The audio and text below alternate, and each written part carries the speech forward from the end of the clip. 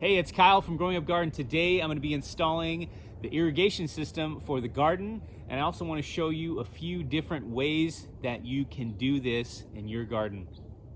So before we start the video, I wanted to ask you for a huge favor. Can you please subscribe to my channel? It doesn't cost you anything, but it really helps me out a lot.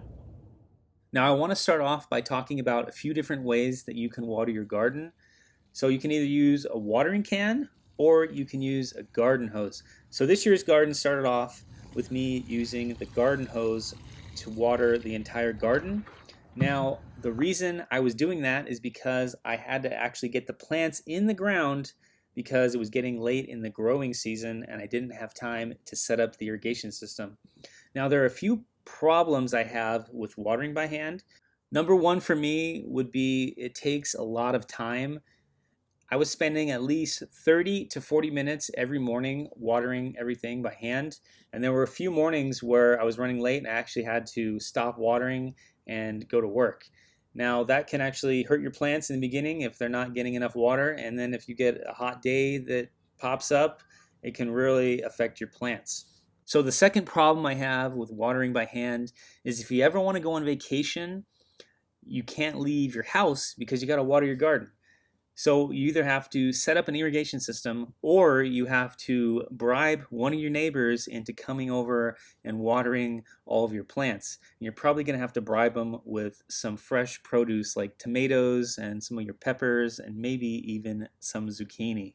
So your best bet for watering the garden is some type of automatic watering system. My previous garden had two 3/4 inch sprinkler valves that split the garden into two zones, and they were connected to a timer. The valves fed water to a filter system that I had connected to the house for easy access. I'll put a link in the description on how I built this.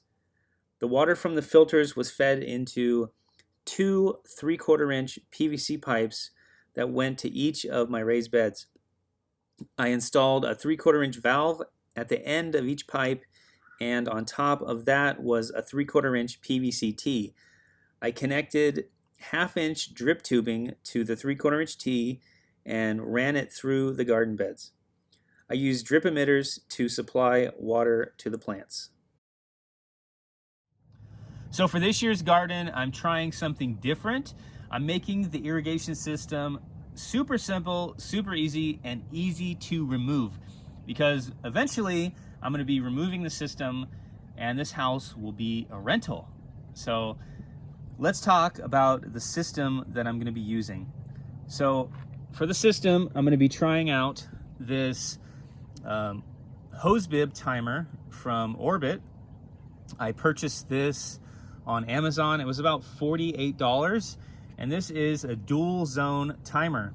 So basically you connect this to any standard hose bib on the house, and then it has these two outlets that you can connect your soaker hose to, or you can connect a garden hose to this, and you can either use it for watering lawns or whatever with one of those little back and forth sprayers. But this is probably the simplest way to set up an irrigation system. This would be great for someone that is in a rental. If you're actually renting a property and you're not allowed to, run your own irrigation system that's permanently installed, this is the way to do it. So I also bought this flat soaker hose, also from Amazon. It was about $28 for a 50-foot roll.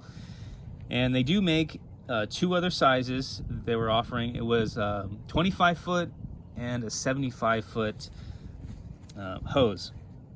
Now this soaker hose is made out of a fabric material, and the fabric material is supposed to be way more durable than the standard rubber soaker hose. Now I have experience with the standard rubber soaker hose, and those hoses probably last maybe a season or two, and then they start to fall apart and break. I think mine lasted maybe 3 seasons, and by the second, third season, I had many repairs on the hose. If you have it in like tight bends, eventually those bends will snap off, and then you'll have these massive leaks And that could be bad, because if you're, say you're out of town for a week or more, and the hose breaks, there goes all your pressure in the lines, and then your garden doesn't get watered. All right, so let's start off at the hose bib. So this is where I'm going to be connecting my timer. Now I'm going to be connecting the timer directly to this Boogie Blue basic water filter. Now the reason I use a water filter in the garden is to dechlorinate the water and to pull out any heavy metals or toxins that may be present in the water supply. I know where I live, we've had notifications of hexavalent chromium in the water, like super high levels of it. So you definitely want to filter your water. And I also make compost teas, and I'm trying to build up the soil biology. And if you're putting chlorinated water on your garden, you're potentially hurting the soil microbes that are living in the soil, because that's what chlorine is put into the water supply for, is to kill microorganisms. So that's why I use the filter. This filter, it came from Boogie Brew. You can check them out online. They do make, I think they make a few different types of filters. This is their basic version. They do make the Boogie Blue Plus version.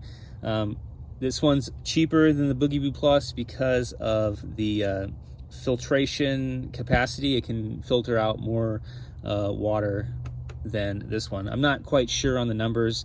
I'll have to look those up for you guys. So after I connect all this, I'm going to have a standard drip tubing, I think 5/8 drip tubing, connected to the timer, and that's going to run along the house. I might bury it right here, and then it's going to go along the fence, and then along the back fence, which I need to clean up. We're under construction here, always. And then that will go over to the garden. So let's head over to the garden. So my two 5/8 drip tubing lines will come to this point, and then I'm going to have them turn, and they're going to come along this front edge, and one of them is going to end right here, and it's going to be the main feed line for this pepper bed and for the beans along the fence and the melons. The other line is going to feed this section of the garden. So I'll have the line come down. There'll be a T right here, and there'll be a 90 right here at the end, and those points will be where I connect my soaker hose to. Now the soaker hose is going to run along this row of plants around the zucchini, and then it'll come back through the tomatoes, and it should end right about where this little garden gnome is. And the same goes for this section of the garden. It'll run through all this around the tomatoes, and hopefully it ends right there. Same goes for all these plants in here. I'm probably going to have the drip tubing line, I'll probably jump it across the walkway. I'll just have it covered by the mulch right there. Now for my other plants that I have around the garden, I've got some of my wife's potted plants on this trellis. What I can do is I can connect directly to the standard 5/8 drip tubing and just run a small 1/4-inch hose up to each one of the plants, and just have a standard drip tubing emitter that waters those. And the same goes for my kale plants and my tree over here. I've got a tree planted that I just planted, this Polonia tree, and the drip tubing line will actually be right against the fence. So all I got to do is connect one of those 1/4-inch lines and then run it right to the tree, and that should be enough to water everything. All right, so now it is time to start putting in the system.